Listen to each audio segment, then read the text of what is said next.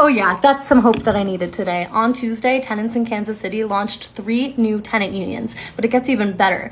What if I told you that these tenant unions were connected to 4 other tenant unions across 3 different states? You heard that right. Kansas City tenants are part of a multi-state tenant campaign against a shared landlord, New York-based corporate landlord Capital Realty Group. This is the first example in recent history of tenants collectively bargaining across state lines with a shared landlord. Kansas City tenants joined River Point Towers Tenant Union in Detroit, Park Ridge Tenant Union in Connecticut, and American Village Tenant Union in Louisville in a collective fight against unaffordable rent and dangerous living conditions across Capital Realty Group properties. This joint campaign already represents nearly 1,000 units of Capital's portfolio. They've already had their first bargaining session where Capital Realty Group agreed to recognize any union in their properties and to not retaliate against tenants for organizing. Capital Realty Group owns over 14,000 units across 28 states. It's one of the country's largest owners of subsidized housing. They received federal funding to purchase a building in New Haven, Connecticut, which required them to keep the building in, quote, decent, safe, and sanitary condition. But in reality, Capital Realty Group ignored black mold exposure in the property for months. One tenant's pediatrician wrote a letter stating, quote, "I hope the landlord will fix these issues for the health of this child and his family." Spoiler alert, they didn't. This isn't an exception. Tenants at Parker Square in Kansas City deal with pest infestations, flooded basements, dirty air ducts, and more. Despite Capital Realty receiving $19 million in financing from the Department of Housing and Urban Development in 2022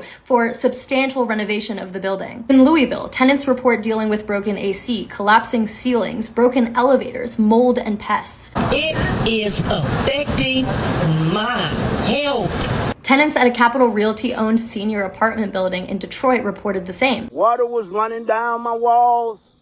Mold in my apartment. Making reports or getting doctor's notes is clearly not enough to force Capital Realty's hand. So how do we take on the corporate takeover of our housing market? Take a page out of the book of the hundreds of tenants across the country finding each other and organizing collectively. Stay tuned for more updates. 9, 1, 6.